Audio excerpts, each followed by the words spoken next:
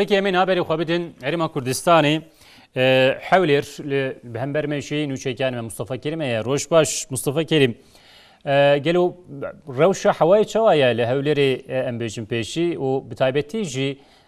rewşa hewaya siyasî li wê derê û meseleyên ku di siyasetê de tên niqaşkirin çi ne û di rojeva da bûyer û hadiseyên ku derketine pêş çi ne?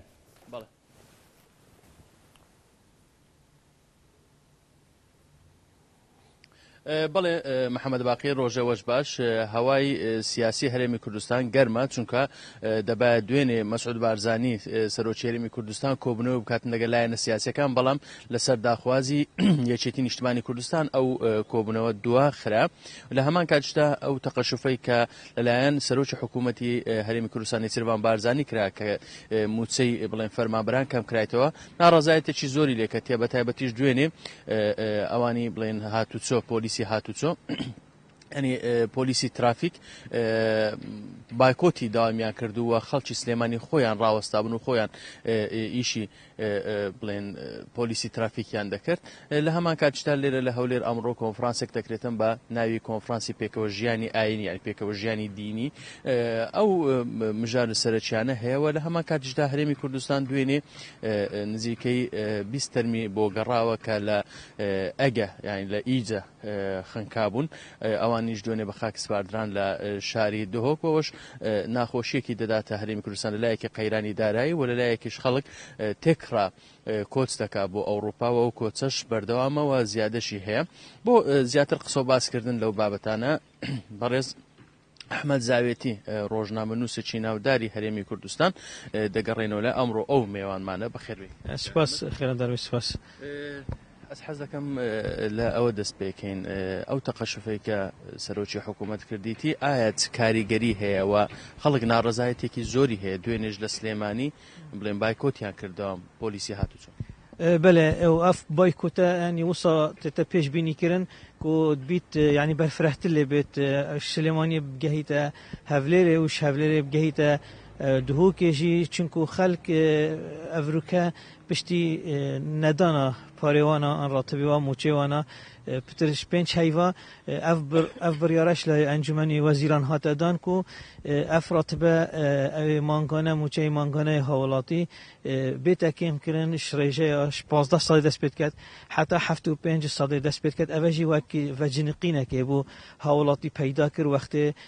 ترسك دای حوالاتی هریم کردستان کو اف تقشف او تكرن او كو دست بيت كات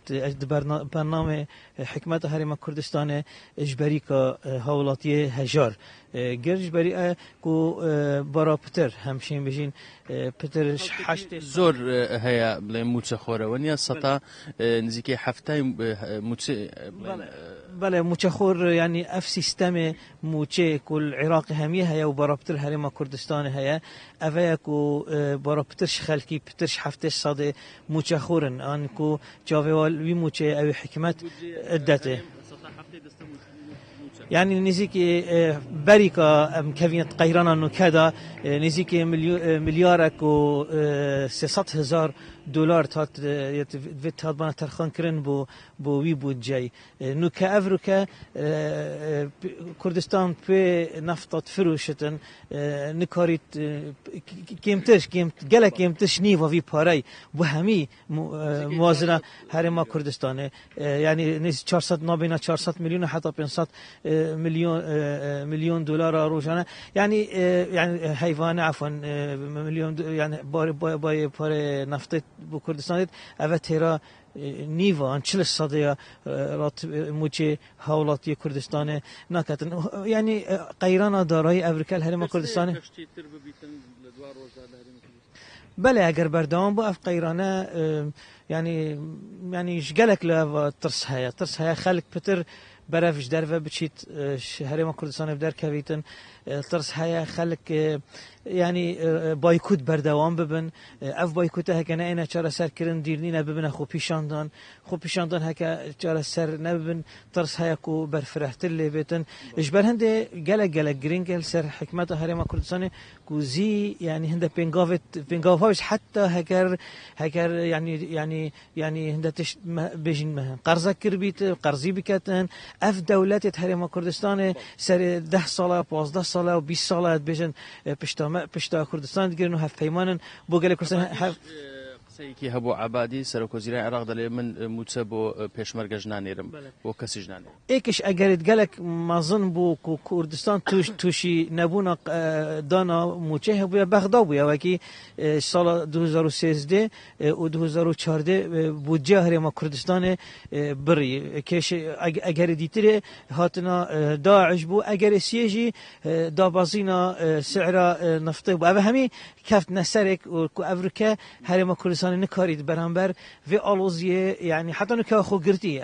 ام هيفي خازين كو بكاريتن يعني البرانبر راستين بس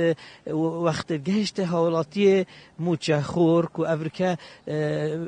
او شعور بوچه ويا كو بينقافت حكمتش بريكاوي ديكريت بشتي بين شيفا او ترسك پیدا كريا وجار حكمت فيت بلسن ده بينقافت دي بهاوجيتن هولاتيه موچه خور جوي ترسه جوي آرش قرطال بكاتن بين السر اوي دوينه دبا مسعود بارزين سرو چريم كردستان دغ الله ان سياسي كان كو باو بلام كونه بو بوتي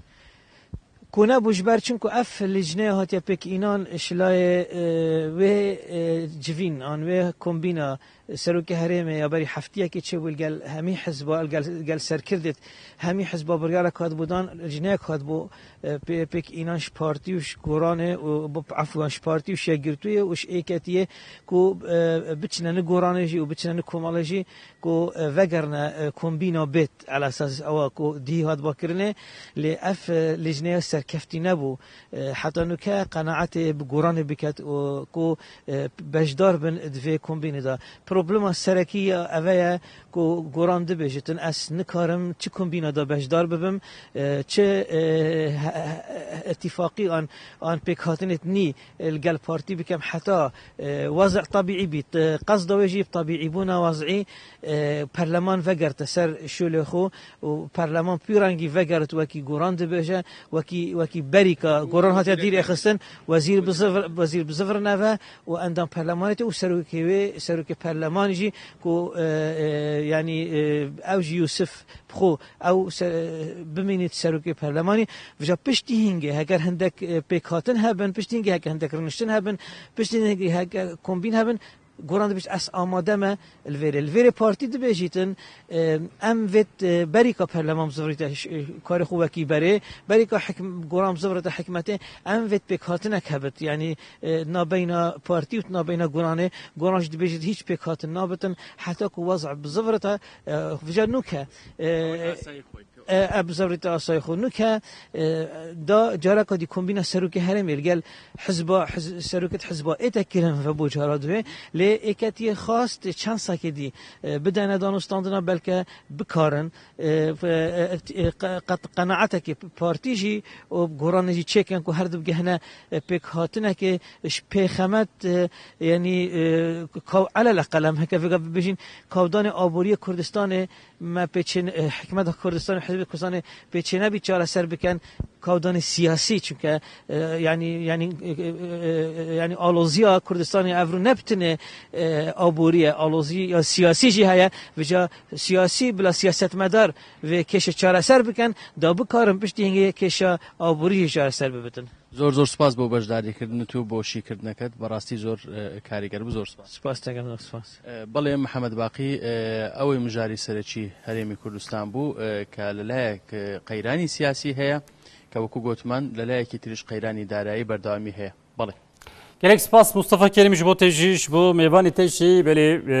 rewşa Herêma Kurdistanê waye